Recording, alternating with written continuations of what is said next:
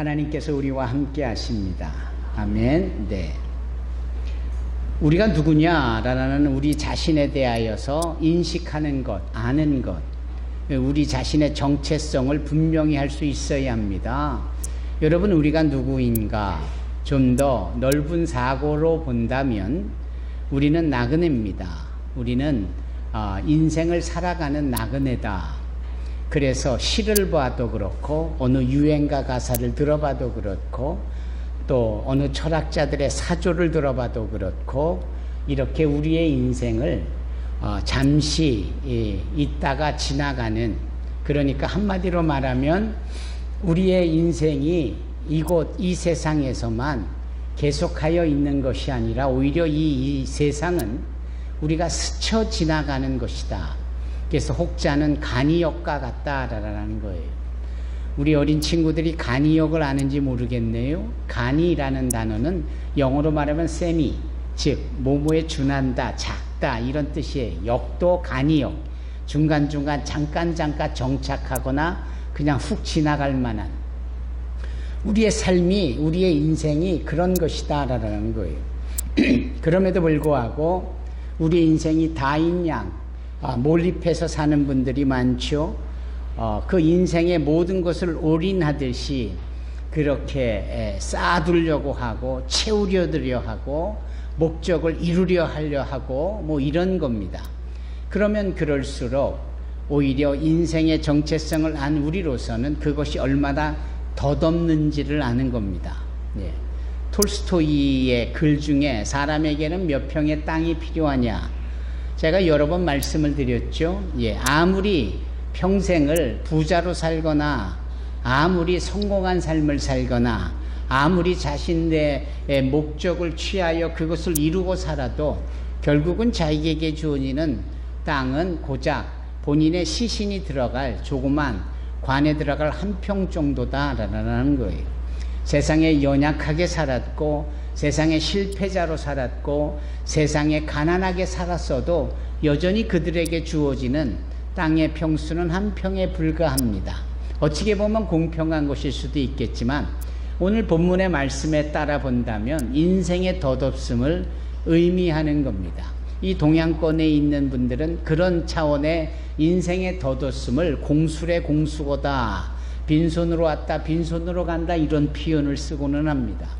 여러분, 이게 우리의 정체성이에요. 우리는 이 세상에서 천년만년을 살 것 같지만 절대 그렇지가 않은 거예요. 모세를 통하여 하나님께서 우리의 인생의 연수를 70이다 이렇게 평하셨어요. 그리고 그 중에 강건하면 80이다 라고요. 의학이 발전하고 과학이 발전하고 사람들에게 건강을 스스로 관리하고 살아가면서 그 연수를 10년은 더 늘려놓은 것 같아요. 그래서 이제는 80이 평균이고 이제 좀 건강하면 90까지는 다 사시는 것 같아요. 그런데도 인생들의 욕심은 조금 더를 외쳐서 100세를 바라보고 더 나아가서는 아예 죽지 않겠다 이렇게 선언을 하면서 자신들의 콜론, 즉 복제된 인간을 따로 만들어 놓고 내 몸의 장기가 어디가 불편하고 고장이 나거나 쇠하거나 병들어서 더 이상 쓰지 못하면 복제된 내 몸뚱아리에 있는 동일한 장기를, 그러니까 내 DNA와 딱 맞는 것을 이식을 하면서 또 생명을 연장하겠다라는 거예요. 꽤 그럴싸해 보이지만 죄를 지어 죽을 수밖에 없는 우리를 하나님이 그렇게 선포하셨다면 오히려 우리는 죽지 않겠다라고 하는 것이 하나님의 계획과 섭리를 거스리고 저항하는 꼴이 되는 겁니다. 그러면 우리는 이런 질문을 해볼 수 있어요. 죽는 것이 그럼 유익인가? 라는 거지요. 하지만 죽는 것이 유익이라고는 생각하지 않을 거지만 하나님이 한번 죽는 것은 정한 것이요 그 뒤에는 심판이 있다라고 말씀을 하셨듯이 우리 모두는 다 죽을 수밖에 없는 존재가 되어진 겁니다. 그러면 아예 처음부터 우리를 죽을 존재로 만드셨는가? 처음부터 우리를 이렇게 단기적으로 세상 속에 잠깐 스쳐 지나가는 존재로 우리를 창조하셨는가? 아니잖아요.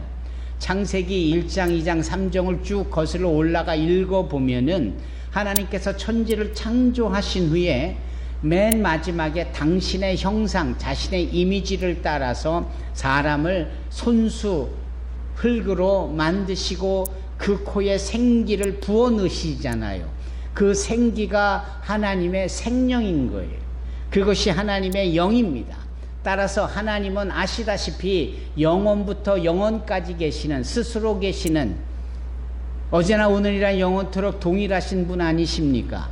그러기에 하나님은 당신의 속성에 따라 우리를 만드셨고 우리와 더불어 영원히 살기를 원하신 거예요. 따라서 우리가 창조되어질 때는 우리가 영원히 사는 존재가 된 겁니다. 그런데 우리가 그 밥그릇을 찾잖아요. 우리의 첫 조상 아담과 하와가 영원히 살 수 있는 그 특권을 발로 차버렸어요. 어떻게? 하나님이 하라라고 하신 거와 하지 말라라고 하신 것을 선을 넘어가 버리며 하지 말라는 것은 해버렸고 하라는 것은 안 해버렸고, 그래서 동산 중앙에 있는 선악을 알게 하는 나무의 실과는 먹지 마라! 먹는 날에는 너희가 정령 죽으리라. 그런데 보란듯이 그거 먹어버리잖아요. 그러니 죽을 수밖에 없는 존재로 전락해버린 거죠. 그때부터 우리의 인생은 죽을 수밖에 없는 존재가 된 겁니다. 하지만 죽을 수밖에 없는 존재가 된 우리는 그로써 우리에게 주어진 책임을 다할 수밖에 없어 죽는 존재가 되어졌다 쳐도 당신의 형상을 따라 지으신 창조주 하나님의 입장에서 보면 가슴 아프신 일이세요. 애석한 일이세요. 기껏 당신의 속성을 따라 영원히 살도록 창조해 주셨건만 스스로 죽기를 택해버린 이 영혼들이, 이 사람들이 불쌍하신 거 아닙니까? 그래서 하나님은 어떻게 해요? 그 죽을 수밖에 없는 자를 위하여 살 길을 열어놓으시지요. 그 살 보배로운 산 길은 무엇일까요?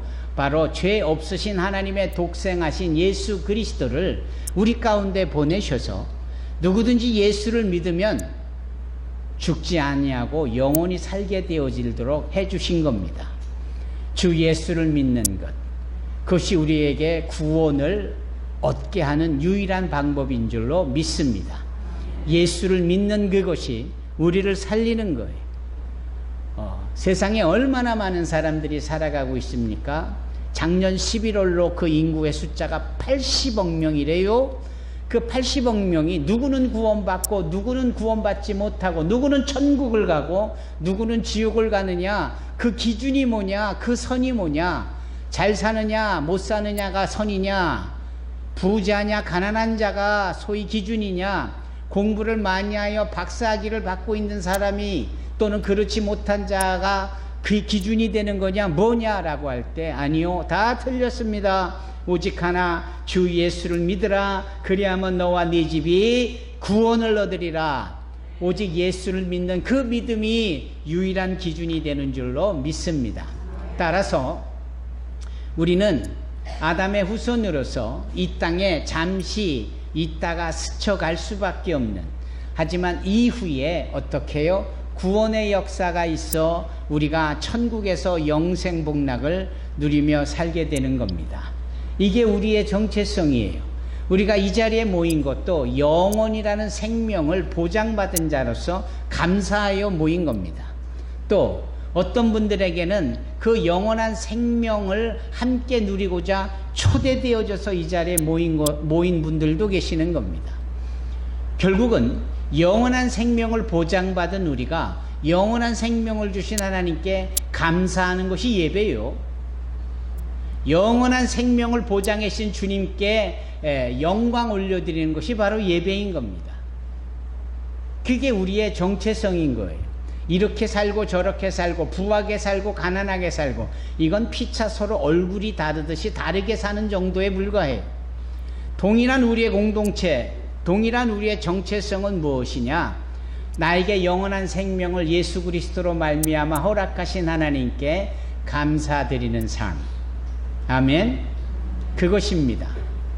우리가 이렇게 하나님의 인도함을 받는 겁니다.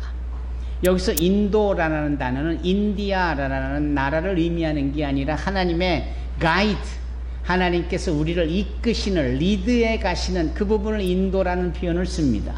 하나님이 우리를 인도하여 가시는 거에 우리가 삶을 맡기는 겁니다.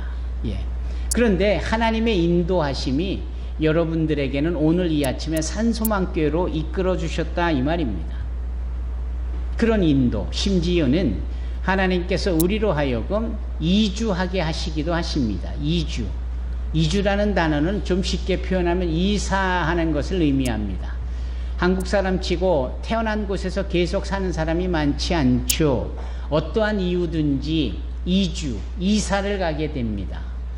부모 따라 이사를 가면서 다니던 학교의 친구들과 안녕 작별을 하고 어떻게 해요? 예, 전학을 하기도 하고, 여기서 살다가 저기로 살기도 하고, 가족들이 많아지니까 집이 좁아져서 큰 집으로 이사하기도 하고, 이게 다 이주인 거예요. 그러면 여러분, 제가 이런 말씀을 드려볼까요? 참새 한 마리도 하나님이 허락을 하셔야 공중을 날기도 하고 또 땅에 떨어지는 법이거늘 하물며 너희일까 보냐라는 말씀 속에는, 너희의 삶의 움직임 속에는 나 하나님의 절대적인 주권과 계획과 섭리와 경륜과 인도가 주어지기 때문에 너희가 움직일 수 있다라는 거예요. 그냥 내가 사업을 실패해서 잘 살던 집에서 자그마한 집으로 이주해 갔다, 이게 나의 실패요 나의 책임이다, 1차적으로 보면 그럴 수 있지만 넓은 시각으로 큰 그림으로 마치 숲을 보듯이 보게 되면 하나님의 선한 계획이 계심으로 그렇게 이주시키신다 이 말입니다. 우리가 한국에서 캐나다로 이민을 가요, 우리가 미국으로 이민을 가요, 다 그런 겁니다. 그게 하나님의 섭리가 있는 거예요. 여러분, 영화 미나리를 보셨습니까? 이민간 우리 한국 가정사를 보여주는 대목입니다. 그때는 다 우리나라가 못 살 때고 어려울 때고, 그래서 어떻게 해서든지 일자리도 많고 또 부지런히 일하면 돈 벌 수 있는 그런 기회가 많은 땅을 찾아가 이주를 하는 겁니다. 그런데 이러한 이주가 그러한 가장의 계획 또는 가족들의 합의로 인하여서 이주해 갔다라는 1차적인 그런 일들도 의미가 있겠지만, 그들을 이렇게 저렇게 이주시켜 가게 하시는 이것은 바로 하나님의 선한 계획이 있기 때문에 그렇다라는 겁니다. 그 미나리를 보면 이주해 간 이분들이 참 고단하게 살아요. 참 어렵게 살고 힘들게 살고 열심히, 그러다가 또 불도 나서 이렇게 출하하고자 했던, 이제 경제적으로 수입을 얻고자 했던 것을 막 준비해 놓은 게 하루아침에 그게 다 타버리고 실패해졌고, 예. 그런 겁니다. 그런데 그렇게 이주시키신 분이 하나님이시라면 다 잘 돼야 되는데 그렇지 않아요. 왜 그런 실패를 맛보고 좌절을 맛보고 시련 속에 여전히 있을 것인가, 있어야만 하는가, 있는 것인가 라는 퀘스천 마크, 의심이 들잖아요. 하지만 그거는 과정에서 결과를 보려는 우리의 조급함이지요. 뭐라고요? 여전히 결과까지 가려는 과정 속에서 이게 결과인가 보다라고 그냥 결단을 내버리고 많은 우리의 조급한 생각이다 이 말이에요. 그 영화 미나리를 보면 그런 상황 속에서 그 가족에게, 시리에 빠진 그들에게 하나의 소망이 될 법한 한 장면이 등장하는데, 그게 어디서나 잘 자라고 쫙 뻗어나가면서 자라는 미나리인 거예요. 미나리. 그 아무것도 아닌 풀조각 같은 것들이 그 습한 지역에서 쫙 퍼져가면서 그 미나리의 생명력을 보는 겁니다.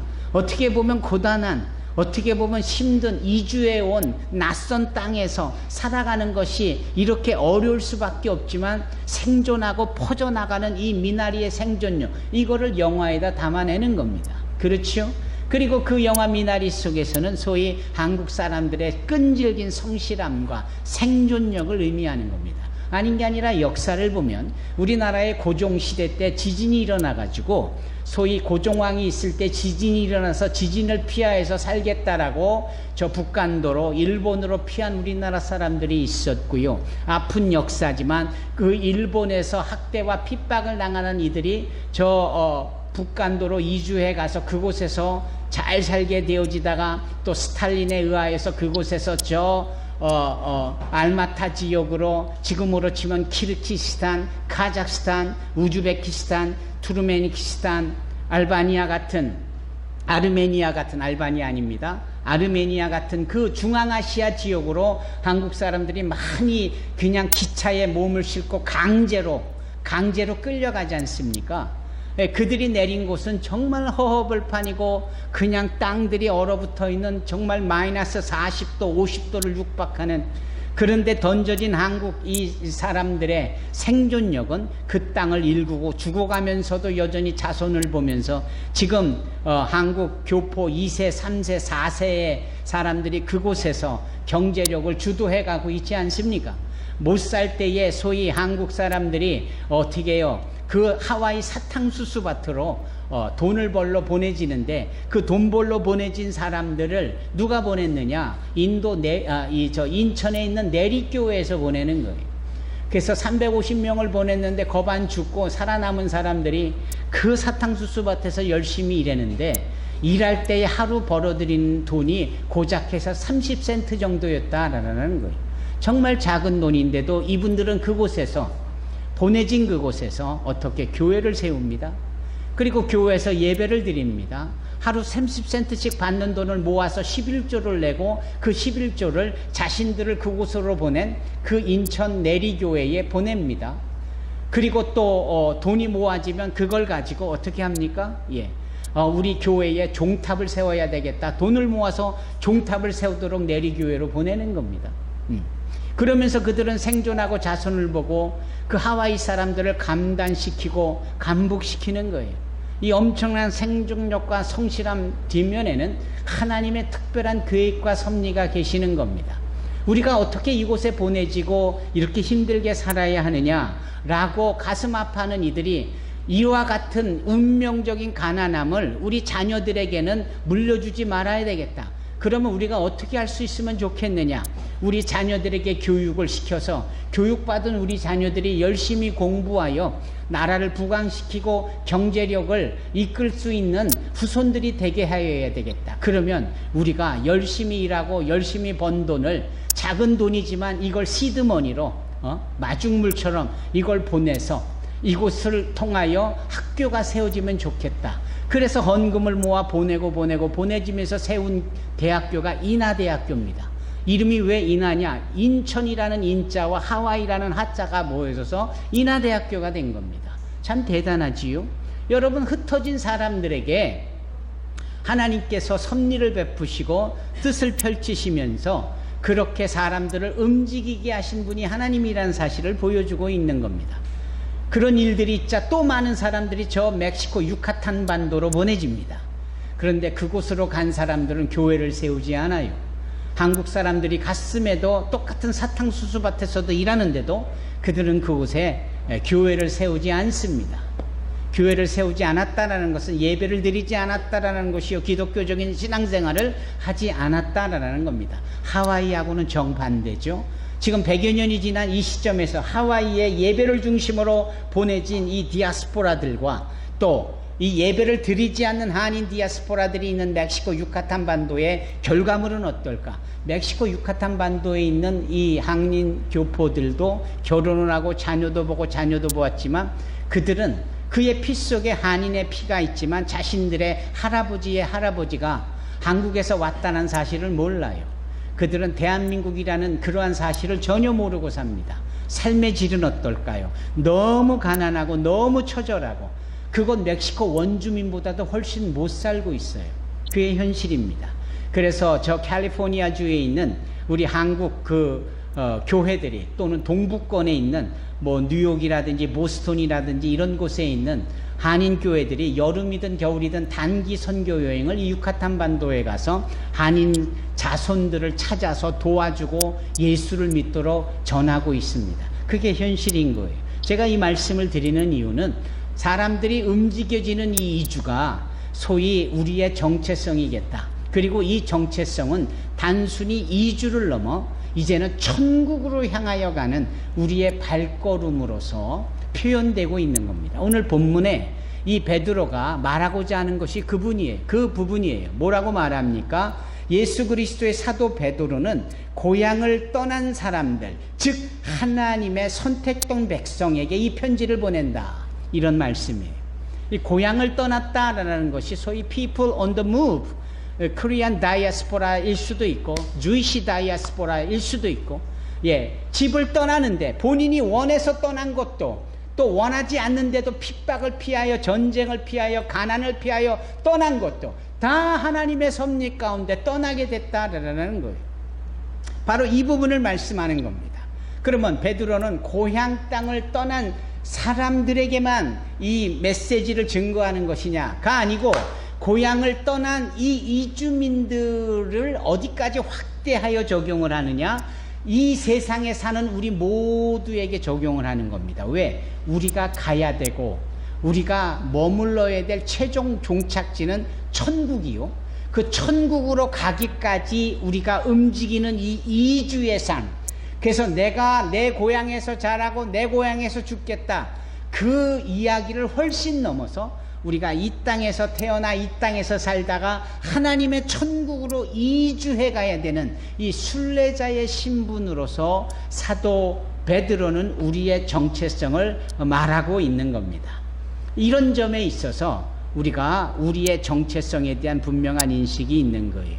아이린, 또 빅토리, 너희 어머니 아버지도 카메룬에서 태어나셨지만 지금 이곳에 한국으로 이주해 오셨고, 너희들을 이곳에서 낳았고, 너희들이 한국 사람처럼 한국말을 잘하고 한국 사람처럼 함께 살아가고 하는 이런 부분들이 다 소극적으로 보면, 작은 시각으로 보면 이주이나, 우리 저 가정뿐만 아니라 우리 모든 가족들이 다 천국이라는 공통적인 목적지를 향하여 달려가는 이주민인 줄로 믿습니다.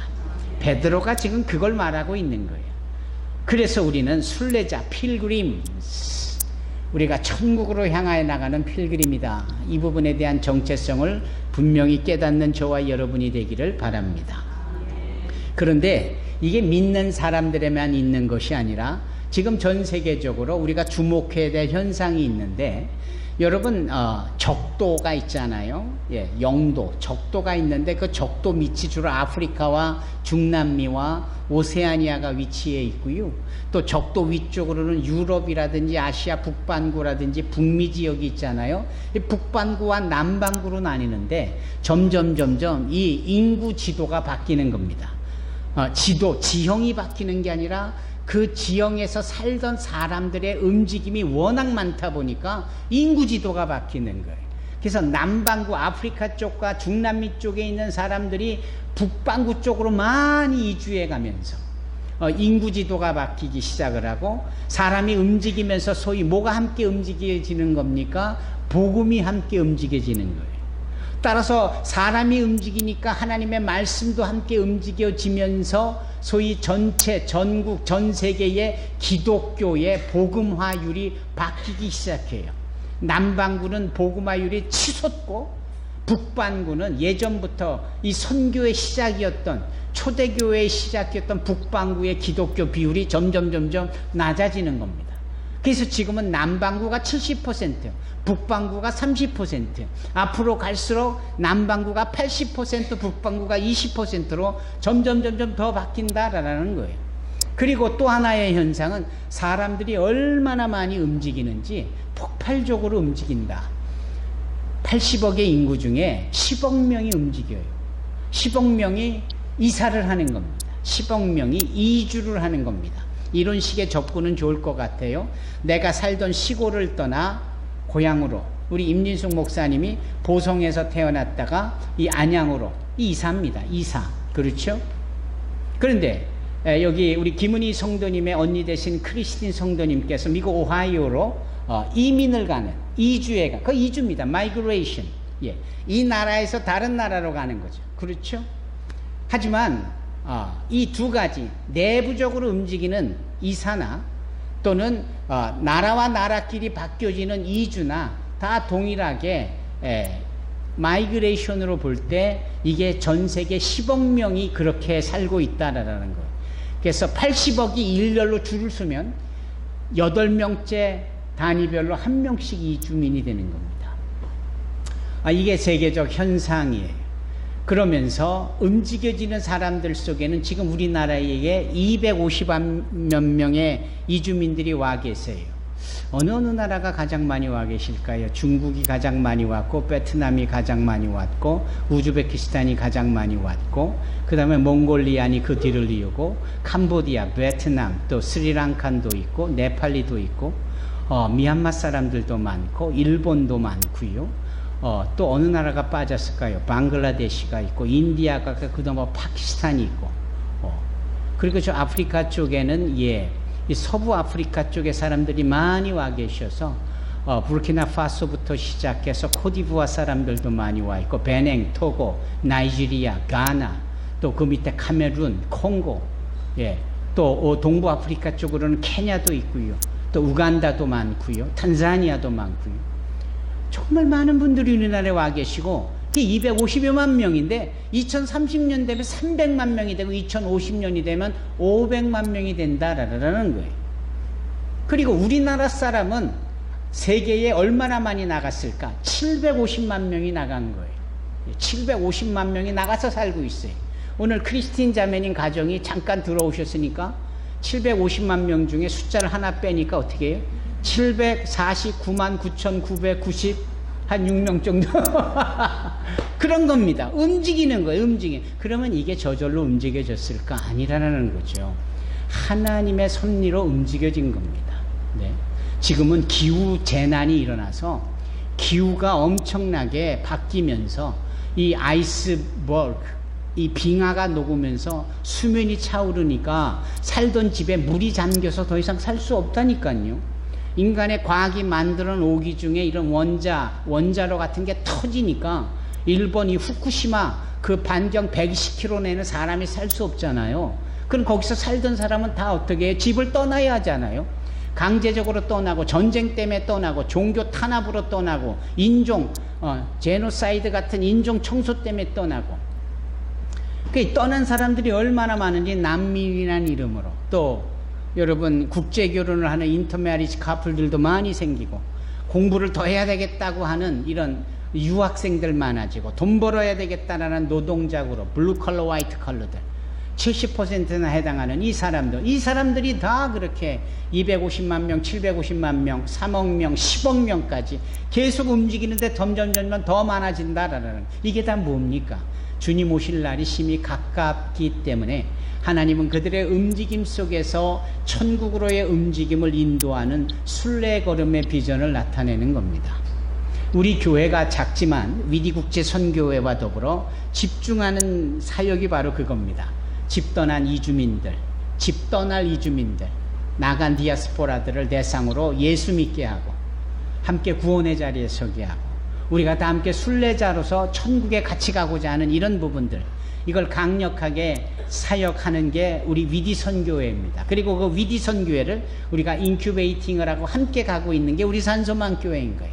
그래서 이 위디 선교회는 1992년부터 시작을 했고, 그것을 품어서 새롭게 시작한 것이 우리 산소만 교회요. 1997년부터입니다.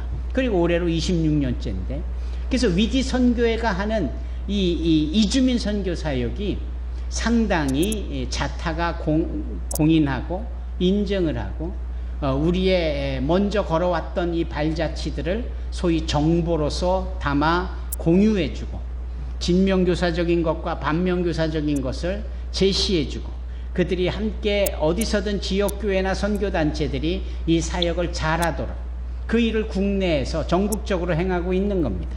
대표적인 것이 MMTS라는 선교훈련학교와, 또 하나는 그거를 다 담아내는 디아스포라 신문이 그거지요. 미션 나가도 그 중에 하나인 것이고요. 역파송을 위하여서 신학생들을 키워 토요일마다 우리가 교육하는 WIL 프로그램도 그것이고요. 위디 선교회는 국내보다도 해외 쪽에서 더 많이 알려지고 인정되고 우리에게 소스를 받아서 자신들의 지역사회에 적용하고 있습니다. 그래서 위디 선교회는 로잔이라든지 세계복음주의 연맹에서 인정하며 함께 가고 있어요. 그런데 그런 이 이주민들이 많이 발생하는 것을 찾아가는 거예요, 우리가. 그래서 5년 전에는 저 인도 하이드라바드에 가고 또 4년 전에는 저 영국 리버풀에 가가지고 또 이 유럽 대륙에 컨설테이션을 하고 그러다가 코로나가 터져가지고 온라인으로 우리가 계속해서 컨설테이션을 줌상으로 하다가 작년 딱 1년 전 이맘때에 저 남아프리카 공화국 케이프타운에서 아프리카 대륙을 위한 컨설테이션을 하고 그 다음에 이제 올해 2023년은 그러면 아프리카 대륙 다음에 어느 대륙으로 해야 되느냐? 아시아 대륙으로 한다. 그리고 아시아 대륙 중에 어디서 할까? 가장 이주민 사역을 활발하게 하는 위디가 있는 한국에서 한다. 그러면 한국에서 어디서 할까? 그러면은 더 많은 사람들이 몰려올 수 있도록 비자가 자유로운 제주도에서 한다. 그래서 우리가 제주도에 자리를 잡고 거기에서 당장 내일부터 2주간 그곳에서 위디의 게더링과 더불어 또한 아시아 대륙의 이주민 선교에 관련된 컨설테이션을 여는 거고 그걸 위디가 지원을 받아서 호스팅을 하는 겁니다.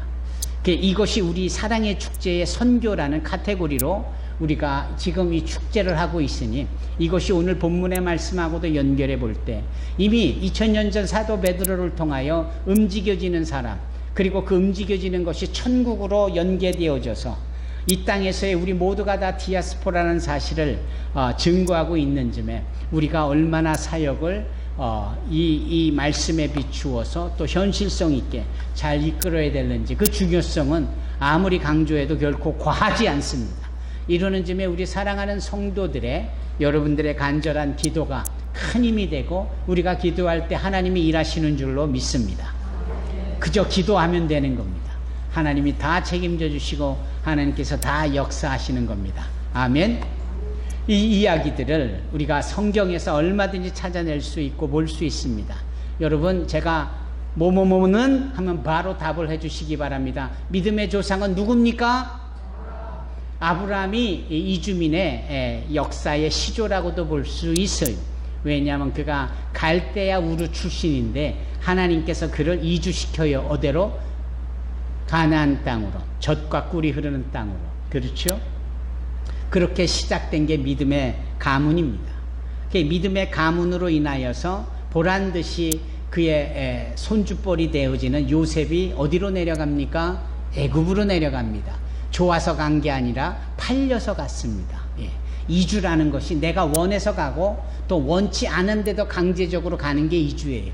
그러나 결국은 그것은 하나님께서 놀라운 민족으로 장성케 하려고 부흥케 하려는 계획으로 그 애굽으로 보내신 거 아닙니까? 그리고 430년 동안 그곳에 있는 동안 200만 명이 넘는 큰 민족으로 자랄 때 하나님께서 모세를 통하여 다시 이주시키는 사건이 소위 출애굽의 역사입니다. 그리고 또 이주해가지고 이스라엘 땅에 남아서 사사시대를 넘어서 열왕기시대를 쭉 넘어가면서 하나님께서 또 한 번 그 민족을 이주시키죠. 어디로 이주시킵니까? 바벨론으로 이주시킵니다. 왜냐하면 그때 그 바벨론이 전 세계에서 가장 강력한 큰 나라였기 때문에 그렇습니다. 조그만 한켠에 있는 마지널리티, 조그만 외진 곳에 있는 이 조그만 민족을 큰 나라의 중심부로 옮겨놓으니까 거기에 다니엘 같이 영적으로나 지적으로나 육적으로 탁월한 자가 하나님의 영광을 나타내고 에스겔 같은 사람들이 낮고 천한 사람들에게 하나님의 영광을 나타내니까 그의 후손이라고 여겨진 에스더 같은 분들이 등장하며 하나님의 생명을 공급하고 있고 그리고 거기에 소위 느헤미야와 같은 자, 에스라와 같은 자를 통하여 무너진 제단을 수보하게 하고 그리고 일부 돌아오고 일부 남아서 전 세계 가장 중심이 되는 강력한 나라에서 하나님의 하나님 되심을 나타낸다라는 겁니다. 오늘날 왜 크리스틴 자매님의 가정을 오하이오로 옮겨주셨을까? 거긴 하나님의 놀라운 신비로운 섭리가 있는 줄로 믿습니다. 아멘. 오늘날 왜 문영석 성도를 저 나갈랜드로 보내어 폴라 목사님과 함께 그곳에서 사역하시게 하실까? 놀라운 하나님의 섭리가 계신 줄로 믿습니다.